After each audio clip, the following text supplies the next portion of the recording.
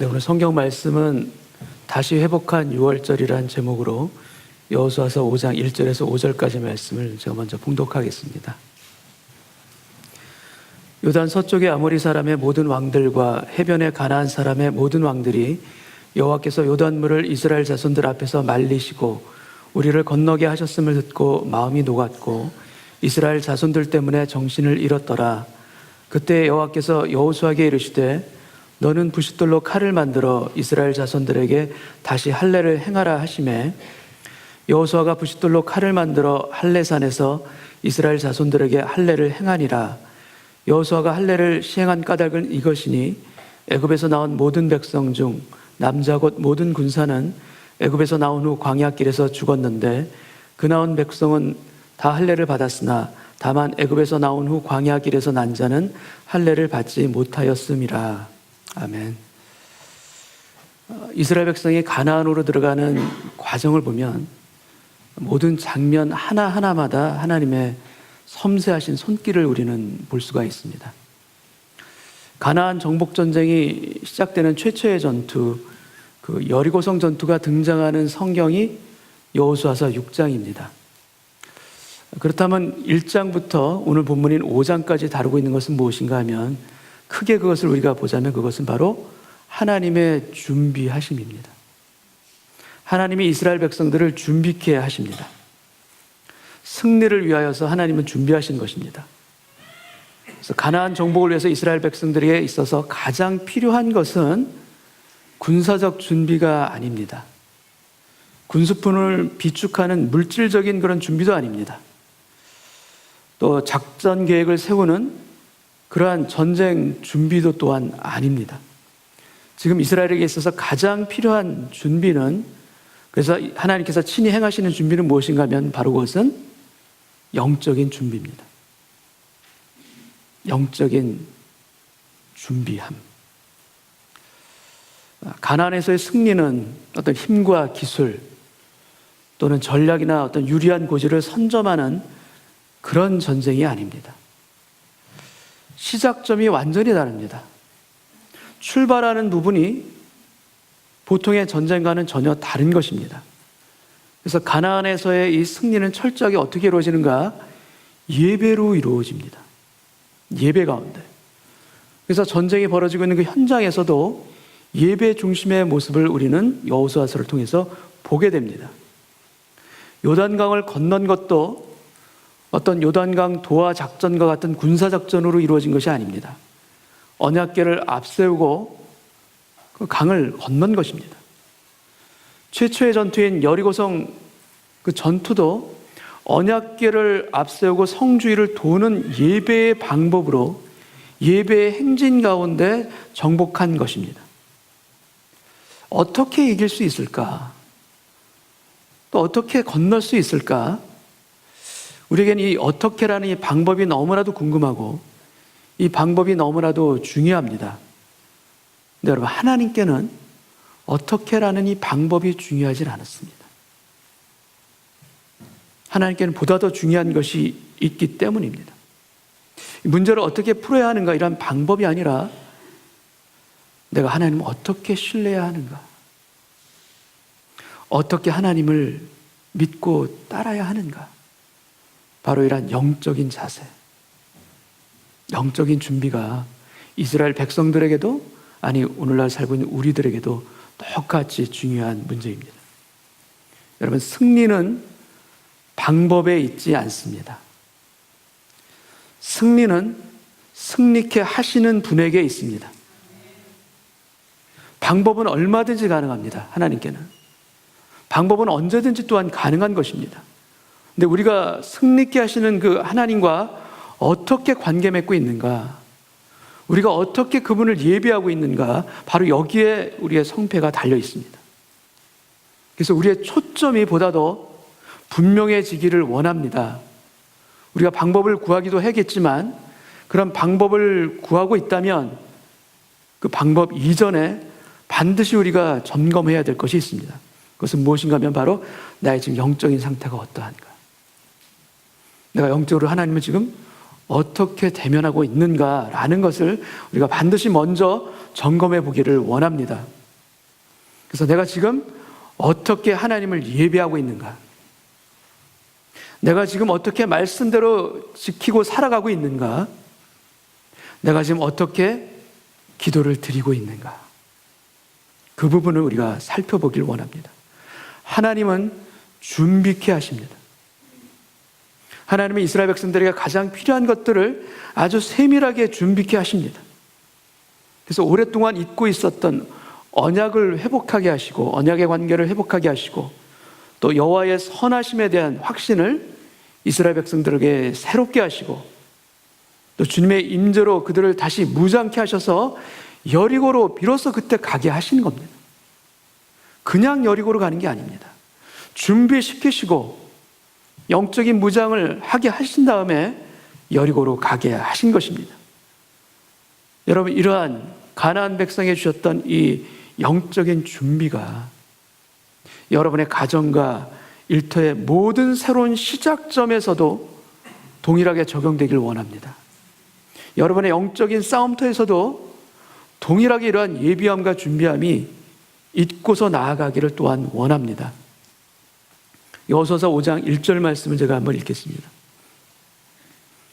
요단 서쪽의 아모리 사람의 모든 왕들과 해변의 가나안 사람의 모든 왕들이 여호와께서 요단물을 이스라엘 자손들 앞에서 말리시고 우리를 건너게 하셨음을 듣고 마음이 녹았고 이스라엘 자손들 때문에 정신을 잃었더라. 기생 라합이 정탐꾼을 만났을 때에도 이와 동일한 고백을 하게 됩니다. 우리가 이스라엘 백성들의 소식을 듣자 우리의 마음이 곧 녹았고 너희로 말미암아 사람이 정신을 잃었나니 너희 하나님 여호와는 상천하지의 하나님이시라. 이게 바로 라합의 고백입니다.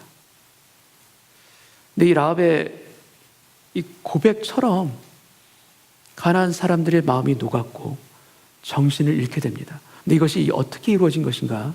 여러분, 이것은 그냥 이루어진 것이 아니라 이것도 또한 하나님께서 준비하신 것입니다. 이러한 준비가 일어나고 있는 이 상황, 이때는 어느 때인가 하면 가나안으로 진격하기에 가장 좋은 때입니다. 요단을 건넌 기적을 체험한 바로 그 직후입니다. 그래서 백성들의 마음 가운데 은혜가 넘치는 시기입니다. 찬송이 저절로 나오는 때이기도 합니다. 그래서 바로 진격 앞으로 하나님 지금 나서야 되는 것 아닙니까? 이런 마음이 드는 바로 그때입니다. 근데 이때 하나님은 너무나도 뜻밖의 명령을 이스라엘 백성들에게 하고 계십니다. 2절 말씀을 제가 읽겠습니다. 그때란 바로 이때입니다. 여호와께서 여호수아에게 이르시되 너는 부싯돌로 칼을 만들어 이스라엘 자손들에게 다시 할례를 행하라 하시매. 그때라는 이때 너무나도 이해할 수 없는 명령을 하십니다. 부싯돌로 칼을 만들어 할례를 행하라. 여러분, 이 명령은 어떤 것을 의미하는가 하면 정복할 수 있는 그 호기가 오히려 최대의 위기로 바꿀 수 있는 바로 그런 명령입니다. 그리고 실제로 이 할례 때문에 멸망당한 사례가 성경에도 나옵니다. 창세기 34장에 보면 야곱의 딸 디나가 그 주변 마을로 갔다가 욕을 당합니다. 그리고 하몰의 아들 그 추장 세겜이 그녀를 아내로 달라 청합니다. 근데 야곱의 아들들이 너희가 우리처럼 할례를 하라. 그러면 우리 누이를 너에게 주겠다. 거짓으로 약속합니다. 그래서 그 성 남자들이 다 할례를 받고 가장 고통스러워하는 그 제3일에 야곱의 두 아들 시므온과 르이가 칼을 차고 가서 그들을 다 죽입니다. 할례는 구별된 하나님의 백성을 상징하는 것입니다. 그래서 남자의 생식기 표피를 자르는 요즘으로 따지면 포경수술이 바로 할례입니다. 출애굽 이전의 백성은 할례를 받았지만 출애굽 이후에 광야에서 태어난 백성들은 할례를 받지 못했습니다. 5절 말씀을 제가 읽겠습니다. 그 나온 백성은 다 할례를 받았으나 다만 애굽에서 나온 후 광야길에서 난 자는 할례를 받지 못하였음이라. 왜 그런데 이때 할례를 행하라 명하실까? 할례를 명할 것이면 요단을 건너기 전에 하시지 왜 지금 하라고 하시나? 그리고 할례가 정 필요하다면 이 전쟁이 끝난 후에 하는 것이 낫지 않겠습니까, 하나님? 이런 마음이 분명 들었을 것입니다. 지금은 아니잖아요. 지금은 너무나도 위험하잖아요. 여러분은 여러분의 삶 가운데 이러한 경우가 없으십니까? 내가 생각하기에는 지금은 아닌 것 같은데, 지금 너무나도 위험한데, 그런데 하나님께서는 말씀하시길 지금 하라. 여러분들에게는 이러한 경우가 없으십니까? 여러분, 신앙의 테스트는 언제든지 우리에게 올 수 있습니다. 그러나 특히 큰 신앙의 도전을 앞두고 있을 때 찾아오는 경우가 참 많습니다. 그래서 새로운 시작을 주님의 뜻 따라 하면서 그 길이 순조롭지만은 않다는 것을 우리는 경험합니다. 분명히 주님이 뜻하신 길 가운데 걸어가는 것 같은데 너무나도 뜻하지 않은 어려움들과 곤경들을 우리는 만나는 것입니다. 힘든 결정을 내려야만 하는 그런 갈등과 어려움 가운데 우리가 처하게 되는 것입니다. 그럴 때 우리는 어떠한 선택을 해야 할 것인가? 왜 지금 할례를 해야 합니까? 적들이 눈앞에 있는데 이것은 어떻게 보면 군사적으로 자살행위와 같습니다. 이러한 판단과 분석은 지극히 당연한 것입니다. 할 수 있는 분석인 것입니다. 그러나 여호수아와 백성들은 모든 자신들의 판단과 모든 자신들의 상식을 내려놓고 이 두려운 믿음의 도전 앞에서 하나님의 말씀대로 순종합니다. 지금 할례를 하는 것은 적들 앞에서 무장해제를 하는 것과 다를 바가 없습니다. 무방비 상태로 스스로 약해지는 선택을 하는 것입니다. 근데 그 상황 가운데서 두 손을 올려서 하나님께 맡겨드립니다. 적들 앞이지만, 두려운 현실 앞이지만 하나님의 말씀대로 따르고 복종합니다. 이 결단한 것입니다. 결코 쉽지 않은 이 결단. 지금 할례는 그래서 백성들에게 있어서 육적인 구별된 민족으로서의 상징일 뿐만 아니라 더 실질적으로는 무엇인가? 그들의 내적인 하나님께 대한 서렌더, 하나님께 대한 순복, 하나님을 따르고자 하는 결단이 바로 할례입니다. 우리는 순복해야지 하면서도 마음에 갈등이 일어납니다. 왜 내가 이 일을 해야 하는가? 마음에 의심이 찾아오고 혼란이 찾아오기도 합니다. 여러분, 그러할 때 언제나 우리의 기준은 내가 무엇에 반응하는가, 어떤 것에 내가 반응하는가를 살펴보는 것이 참으로 중요합니다.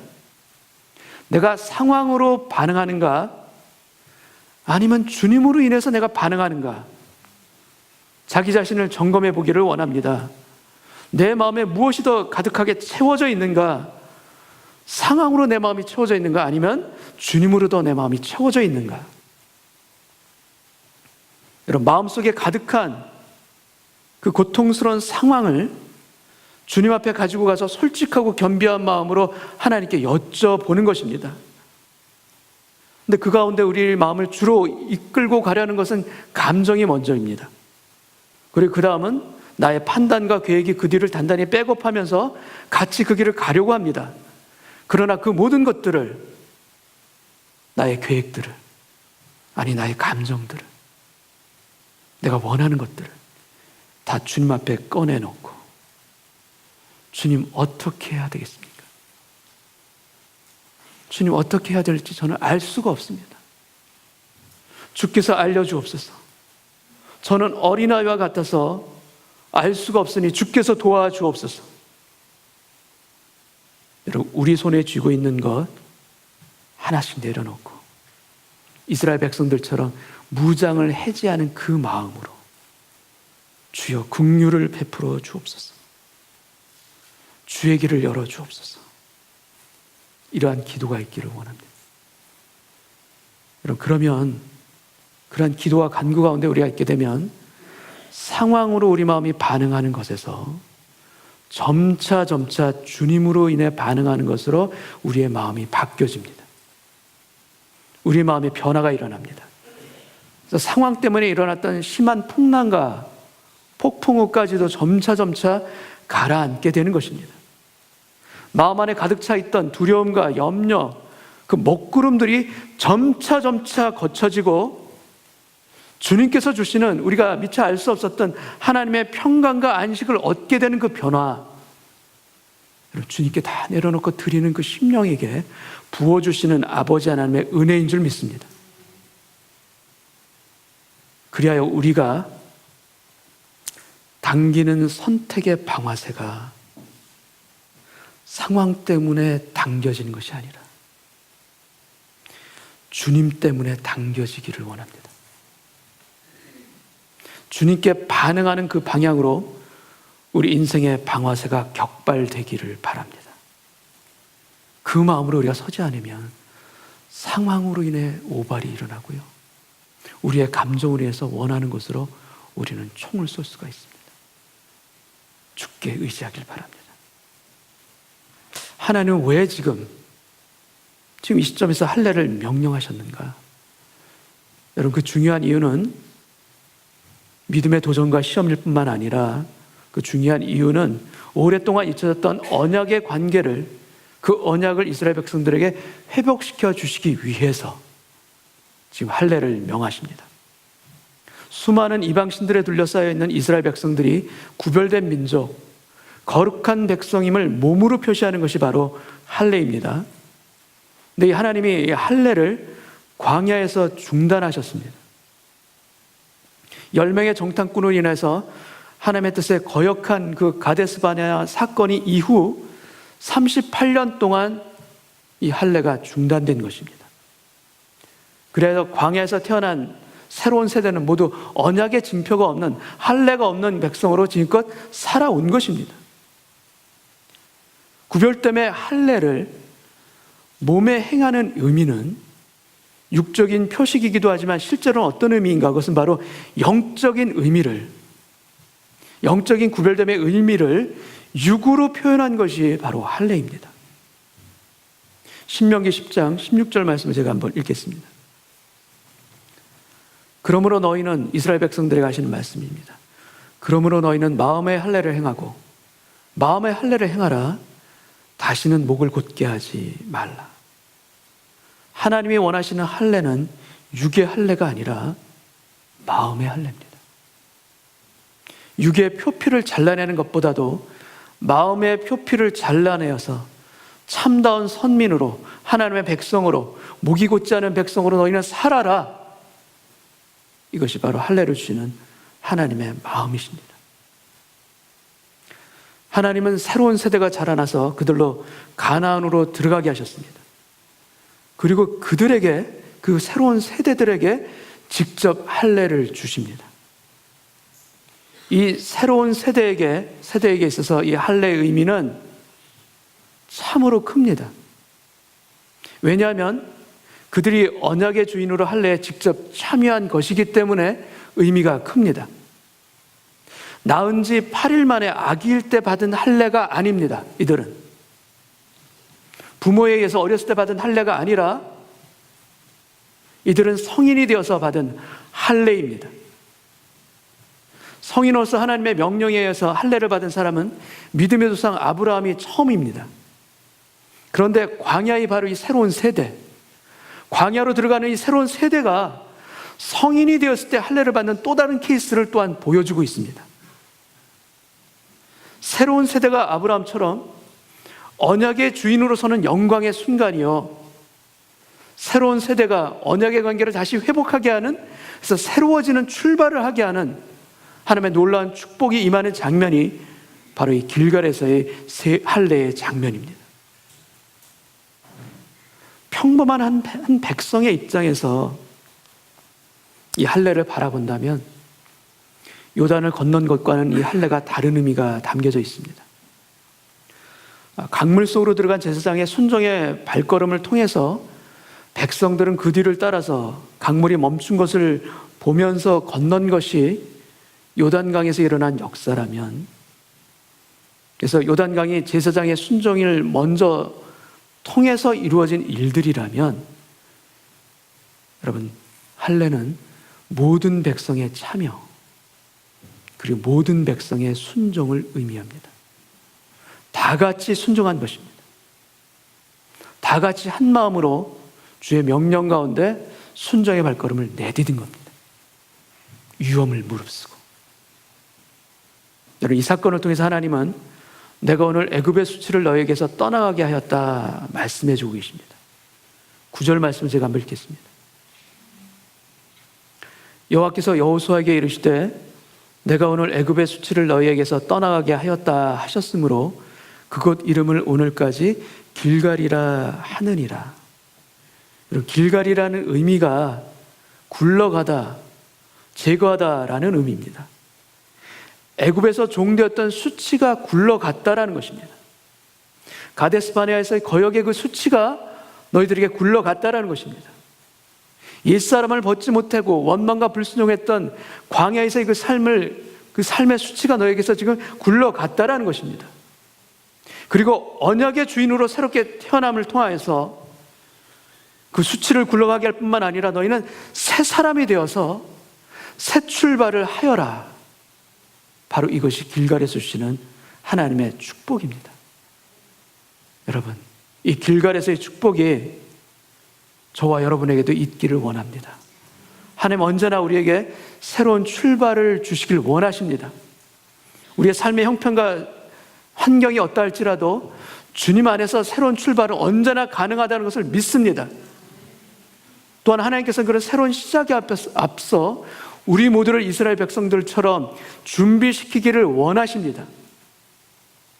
대적 앞에서의 할례라는 그 위험한 믿음의 도전과 시험을 이겨내고 언약의 백성으로 새롭게 서라고 말씀하시는 하나님의 은혜가 오늘 예배 가운데 여러분의 마음 가운데도 채워지기를 원합니다.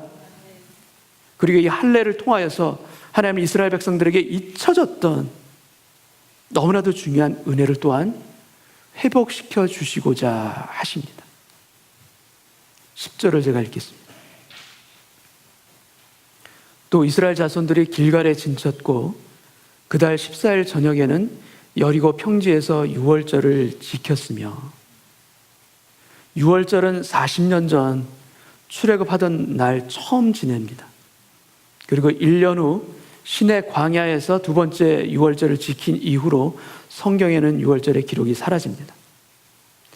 가데스 바네아에서의 그 사건 이후에 중단된 것입니다. 유월절이.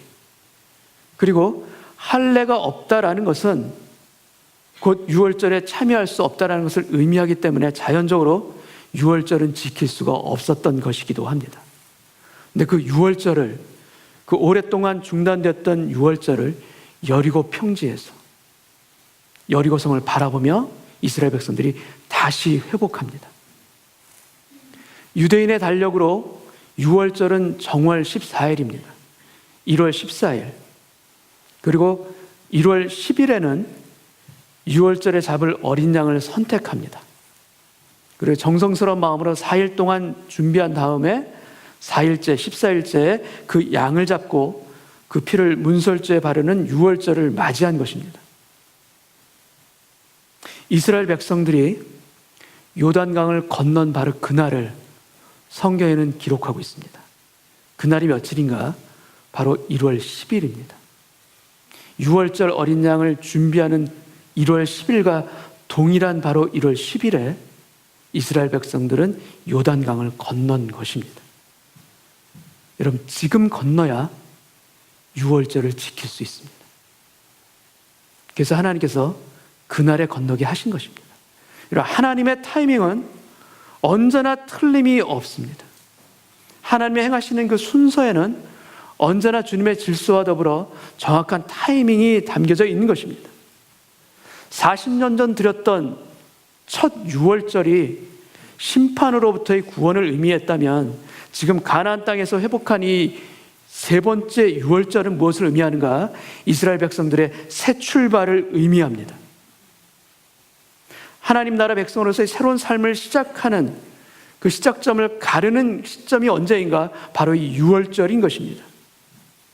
요단강을 넘었다는 지리적인 이동이 아니라 유월절을 회복한 백성이 바로 약속의 땅의 주인으로 거듭나는 새로운 출발하는 시점이라는 것을 성경은 보여주고 있습니다.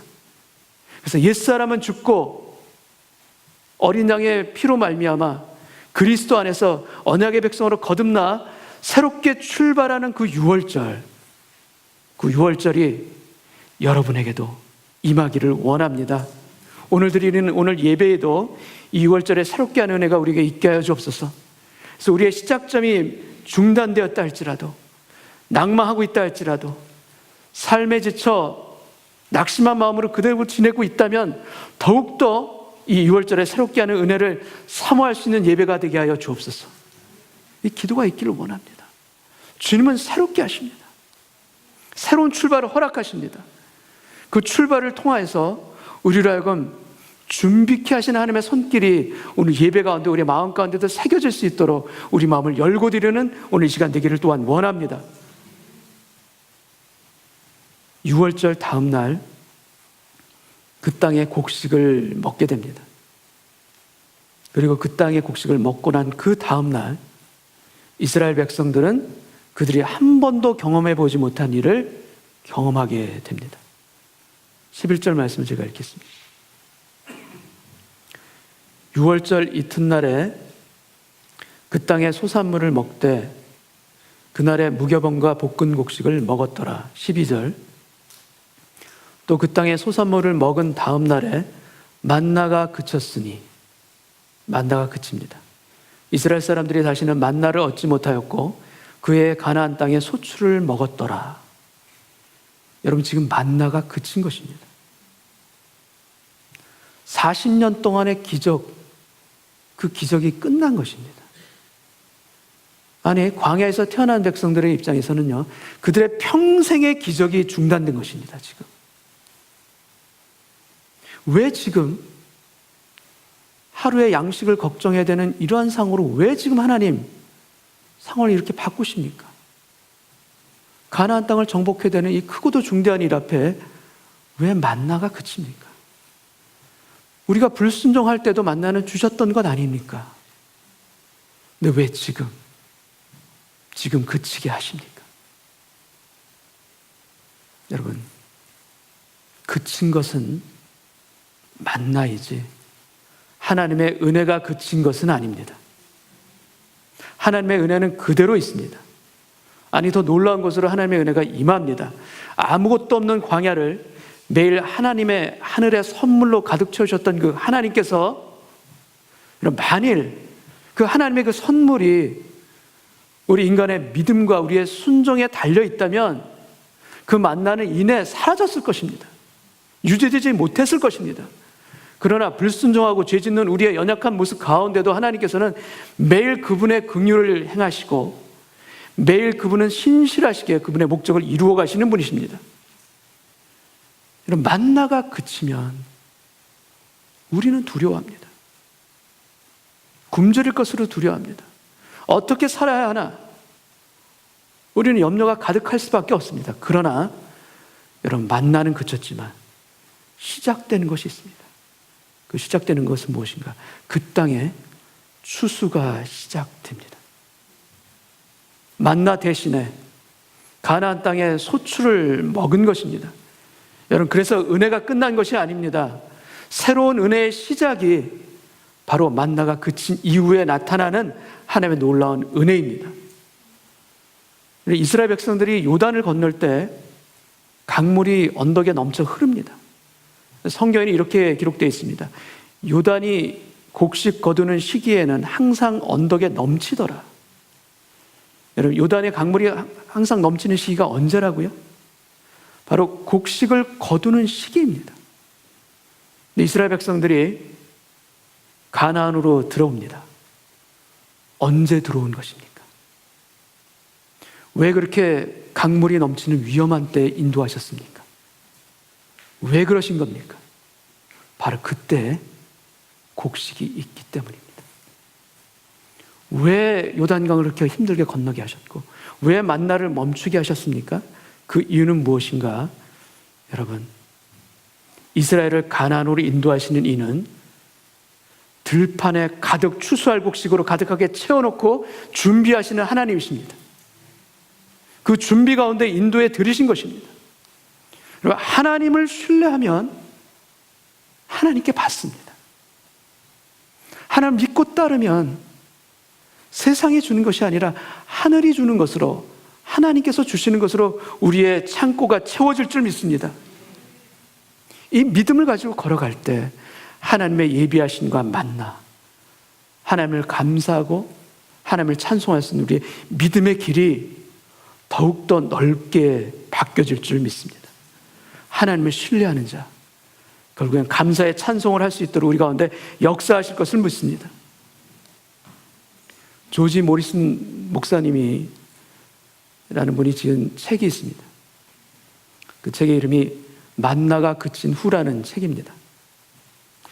만나가 그친 후에 숨겨진 하나님의 은혜, 감춰진 의미를 잘 설명해 주고 있는 책입니다. 만나가 그친 것으로 인해 이스라엘 백성들은 오히려 새로운 깨달음을 얻게 됩니다. 그 깨달음은 무엇인가? 만나가 그친 후에 나타난 하나님의 임재와 하나님의 섭리에 대한 새로운 관점을 이스라엘 백성들은 배우게 됩니다. 만나는 자연적인 것이 아닙니다. 초자연적인 것입니다. 하늘에서 떨어지는 것입니다. 그런데 만나가 그친 이후에 그들은 발견합니다. 무엇을 발견하는가? 하나님의 섭리가 그들이 꿈꾸던 것들보다 훨씬 더 넓다, 훨씬 더 광대하다. 그래서 평범했던 그 들판이 하나님의 선물로 가득 찰 수 있다는 것을 여러분, 만나가 그친 후에 이스라엘 백성들은 배운 것입니다. 은혜가 끝난 것이 아닙니다. 하늘에서 떨어지는 은혜가 그친 후에 그들에게 임한 은혜는 무엇인가? 바로 일상의 은혜가 임한 것입니다. 평범한 삶 가운데서 임하시는 하나님의 놀라운 것들을 하나님께서 허락해 주신 것입니다. 그래서 새로운 은혜가 시작된 것이요, 광야 시대가 끝났다라는 그 사인이 바로 광야가 멈춘 것과 동시에 일어난 일입니다. 여러분, 만나에서, 이적 가운데에서 하나님을 찬송하는 것, 여러분, 그것도 참 위대한 일입니다. 그러나 여러분, 들판 가운데서, 평범한 일상 가운데서 하나님의 은혜와 기적을 발견하는 것은 더 놀라운 일입니다. 근데 하나님께서는 그렇게 역사하십니다. 믿지 못하는 눈은 그것을 보지 못해 두려워할 수 있지만 두려움을 이기고 하나님을 믿고 나아가는 그 인생에게는 평범한 삶 가운데서 펼쳐주시는 하나님의 놀라운 은혜와 기적들 반드시 역사해 주십니다. 그리고 이러한 일상에서의 은혜를 그리스도의 보혈을 통과한 유월절 백성에게 허락하심을 믿습니다. 유월절의 은혜를 가지고 매일매일 우리가 정결해지고 새로워진다면 그 은혜 가운데는 계속해서 걸어가게 될 줄 믿습니다. 그래서 평범한 들판에 하늘의 선물로 가득 찰 수 있듯이 우리 일상 가운데도 하나님의 은혜를 발견하는 우리의 믿음의 눈이 열리기를 원합니다. 보게 하여 주옵소서. 신뢰하게 하여 주옵소서. 바로 그것이 하나님에 대한 신뢰가 자라는 우리의 성숙의 길인 것을 우리가 믿고 걸어가기를 원합니다. 이 마음으로 우리 마음이 새로워지기를 원합니다. 그래서 여러분, 위험한 적지 가운데에서도 할례에 순종을 할 수 있는 그 담대함, 그 만나가 그친 후에도 하나님의 또 다른 은혜와 기적을 소망할 수 있는 그 믿음의 길, 우리가 다 함께 걸어가기를 원합니다. 그래서 주님, 만나가 그쳐도 좋습니다. 저에게는 주님 한 분만으로 충분합니다. 이 고백이 저와 여러분의 있기를 주님의 이름으로 축원합니다.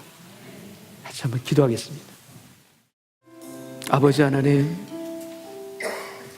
왜 두려운지 오늘 고백합니다.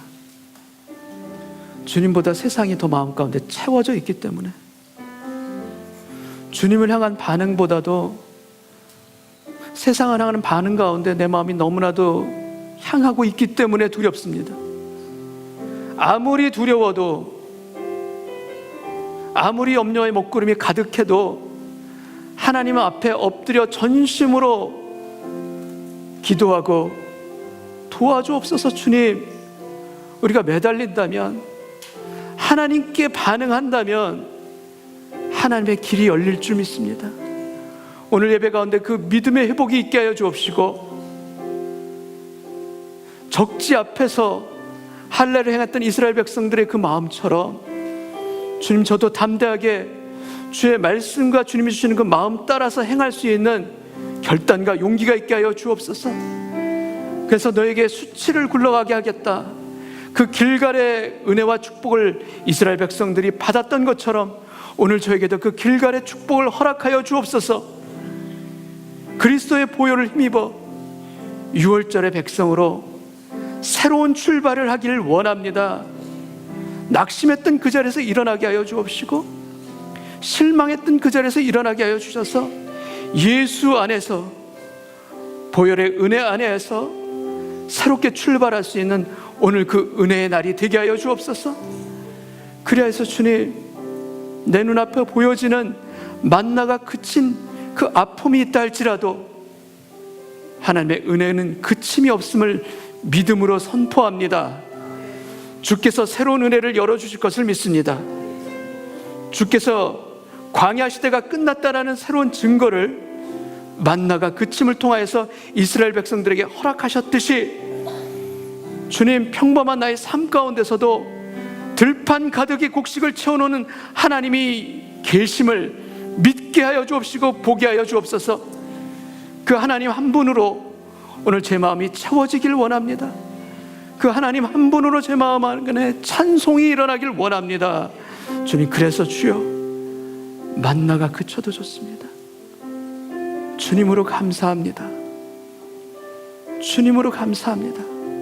이 고백이 우리의 심령에 진실한 고백이 되게 하여 주옵시고, 이 마음으로 주 안에서 새로운 힘을 얻는 6월절 백성이 되게 하여 주옵소서.